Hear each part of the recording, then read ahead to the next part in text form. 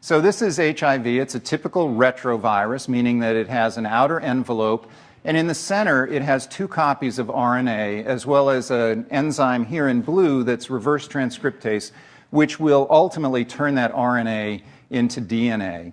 The virus itself, with this outer envelope protein, actually directly infects T helper cells.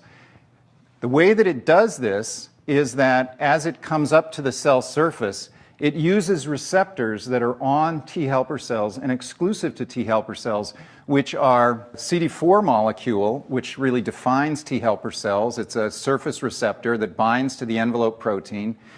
That causes a conformational change and allows a second receptor to grab hold of the envelope. This is the chemokine co-receptor. It's also called CCR5, and we'll talk about that more. What happens now is that the stalk of the envelope protein pierces through from the virus into the host cell and starts to draw the cell membrane and the viral membrane together. And what ultimately happens is fusion of those 2 membranes, and the viral genetic material is injected essentially into the cell, and the envelope protein is left at the cell surface. The virus has a matrix and a capsid protein, shown here in green and red, that essentially are digested when it enters into the cell. That releases viral enzymes and the viral RNA. And here we have reverse transcriptase, which takes the viral RNA and, using host nucleotides, converts that viral RNA into a single strand of DNA. While it does that, it makes some random errors, which is characteristic of reverse transcriptase. It has very poor proofreading activity. That single-stranded DNA now is again reverse transcribed into a double-stranded DNA. At that point, another enzyme that has come in with the virus in the beginning, called integrase, essentially grabs hold of that double-stranded DNA and carries it through a nuclear pore into the nucleus of the cell.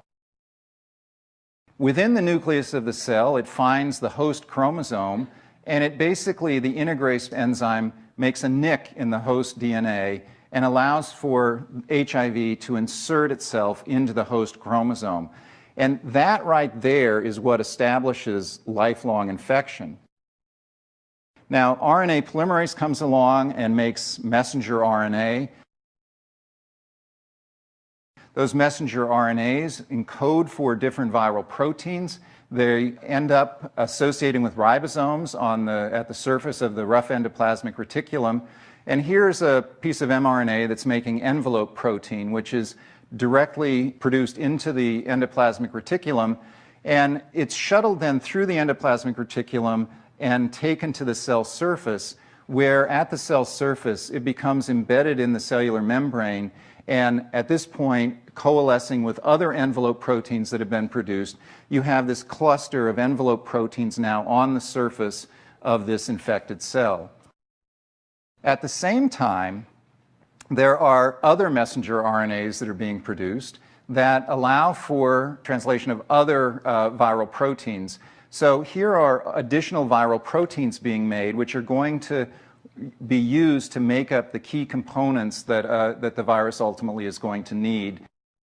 These are transported again to the cell surface, to the area where these envelope proteins are, and a strand of RNA as well as some of the enzymes are part of that complex.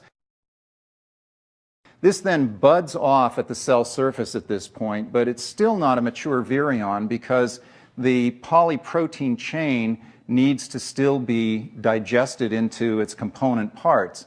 That's done by an enzyme called protease. Protease breaks up those polyprotein chains and ultimately allows for them to coalesce and form the mature structures that make up the final virion. And now you have a mature infectious virion that can go on now to infect other cells. Once that happens, now the cell can produce tons of viruses, and this is really what then keeps the whole process going.